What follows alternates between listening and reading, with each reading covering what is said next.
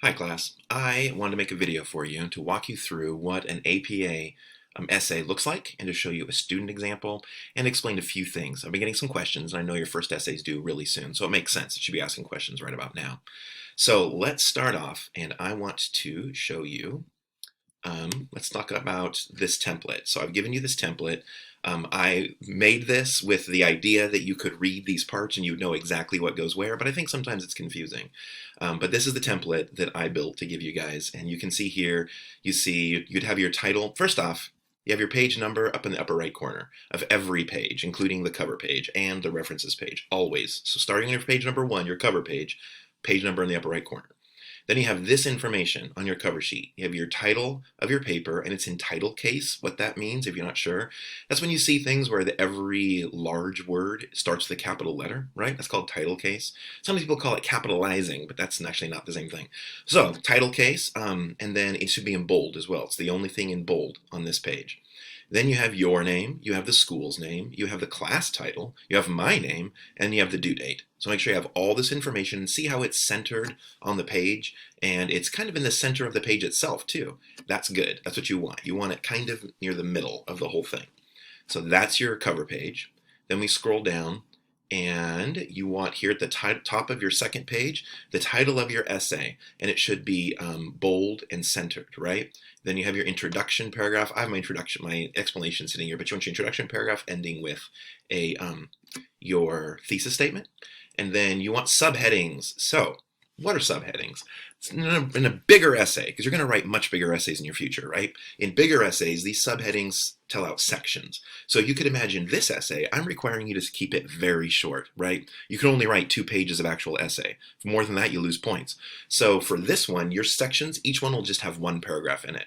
But you could imagine if you were writing a much bigger essay about your exact topic that you're currently writing, you could probably add a lot to it, right? And if you think about it, each one of your subheadings could probably have several paragraphs if you want to expand it, right? So for example, if my essay was about why dogs make better pets than cats, then one of my points could be dogs are loyal. So then under the section dogs are loyal, I could have many paragraphs. One about maybe a case study, one talking about the science behind it, one talking about lots of things. You could go on and on and on. I'm making you keep this short, just 5 paragraphs. So each paragraph will have a subheading. Subheading number 1 should be centered right here and also in bold and in title case. And then we scroll down here, we should be 3 of those, and then you have your conclusion, which has a heading. Some people just write conclusion as the heading. That's fine, but it's weak. Come up with something more creative. Notice also that these headings are not full sentences. Sometimes I get students and they put an entire sentence in here, but you don't need to do that. In fact, a trick is to take whatever your thesis statement is. I don't have an example of these here, but you'll have 3 points in your thesis statement, right? To take the same language from your thesis statement for your subheading, and that works really, really well. It makes it obvious about what section you're in, and you get a good grade. It's easy. So that's one way to do it. And then after all of that, you come to your references page. So I have the title references centered, just like this. And then I have this written out to help because citing things is hard. References are a mess. If you looked around at your book, at the Purdue OWL page, there's lots of resources out there to help you figure out how to reference things. The problem is there are so many things to reference. So there's no one thing that'll work for everything. But in general, you follow this guideline. You have the author's last name, first initial, and then if I could explain here if there are 2 authors or 3, and then there's a period. These periods are actually there intentionally. It's on purpose. So you have the author's last name, comma, first initial, period. And then the year that was published in parentheses. It's actually getting confusing when I try and make this easy by making this template. It works for my mind, but maybe not for yours. So looking over this, it gives you a rough idea of how to reference things. So I gave you this template. I think it's helpful, but it might not be. So let's look at a different template, a different example instead. Let's look at, this is a student example. So this is one that a student actually turned in. So right off the bat, you can see it follows a similar pattern, right? A really similar pattern, but there's some problems. First off, this student has a running head. If you've been looking online at how to write APA essays, you might be seeing information saying you need to have a running head. That's not true. It was true up to APA 6. Up through APA 6 it was true. And APA 7 only just came out within the last, it's very, very recent. So Now, with student essays, you are not required to put a running head in. You can if you want, but you're not required. The only place these are required is if you are trying to get this essay published, which I don't think any of you are. So you don't need to put them in. I'm going to explain it really quick what it should look like right now. I recommend just cutting these out. Don't have them. This is a place to lose points. You don't get points for having it. You only lose points for getting it wrong, right? It needs to look exactly like this. It needs to say running head with capital R, capital H, but the rest of these letters need to be small, and then a colon, and then the title of your essay in all capitals. So the exact same title is here in all capitals here. And then later, you would just have the title of the essay in all capitals up here in the heading. So yeah, this person did it right. They're not going to lose points, but they also don't earn points for having it there. So I suggest we just rip it out. Let's just rip that out. Ugh, no. Oh, now I messed my page number up, didn't I? So you know how to fix that, I hope. You would simply go over to, let me see, where is it? Is it home on mine? You go to wherever you can set your justifications and then just align it to the right. There it goes. It's back to the right. Then we get out of the header, and there it is. Now it's just a page number. Got rid of that ugly running head. Still down here though, so I need to wipe that one out too, right? And then you notice this list isn't complete, is it? There's the title of the essay, there's the student name, and there's the city, the school, but a lot's missing. And there's also one other mistake. One mistake is this is not in bold. It needs to be. That's actually important. And then the other information needed here was student's name, university. We need the class name, so that would be Ing 102, and then you need to put in your, what else are we missing? The due date, but that goes last. There's, my name, right? So that would be Professor Cave, or whatever you want to call me. Some people put my actual name, Steve Cave, whatever you want to put. It just needs to be there. And then the due date. I don't remember when your essay's due, so let's just say it's due on the 12th of February in 2014. It's really late. Nah, that's weird. 2021. So there we go. So then that's complete. Yay, that's good. You got this is correct now. This is how it should look. So this is good. This is what you want to do. And then we come down here. We need to wipe that out. But you notice that they have their intro, they have their title up here in bold, they have their intro. It has this, here is their thesis statement right here as the last sentence, which is what you want. You want it to be one sentence and be the last sentence. And then if you look at this thesis statement, the things come out in the exact same order. So you say blah, blah, blah, blah, blah, here's what students saying. Drinking tea rather than other caffeinated drinks on a regular basis is beneficial because it can greatly improve a person's metabolic functions, improve metabolism. Good. It prevents cardiovascular disease. I look down here. Prevents cardiovascular disease. Good. It is highly associated with mental health and curative properties. Mental health benefits. Good. So this is in the right order. You want this in the same order as in your thesis statement. It's in the right order. Everything's looking pretty good. They have these headings. And again, these headings might seem goofy in a 5-paragraph essay because every paragraph gets its own heading. And it is goofy. But this is practice. You're doing this essay so that you know how to write a much bigger one.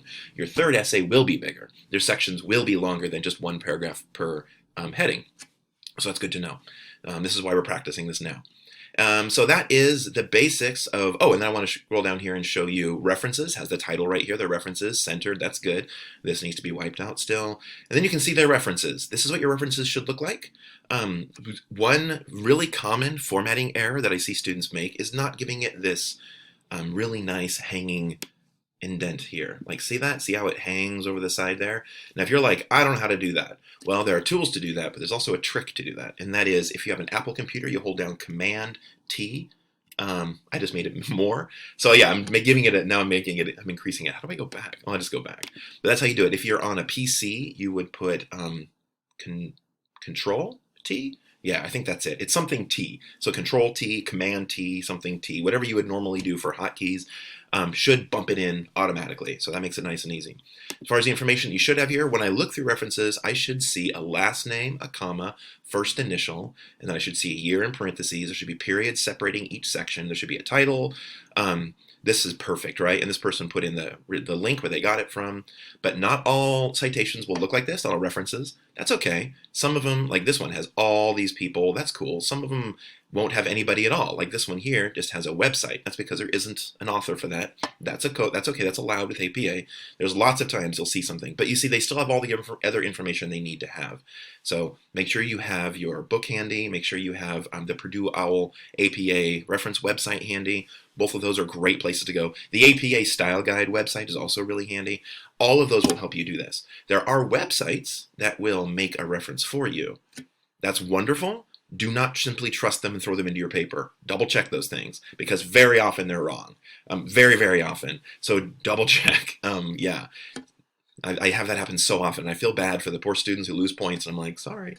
So that's what it should look like, though. This is what you want your essay to look like. Also notice some other key things to point out. You have a page limit on this essay, right? And the page limit is, it's kind of confusing sometimes. I'm going to explain it here. You have 1 page as your cover sheet.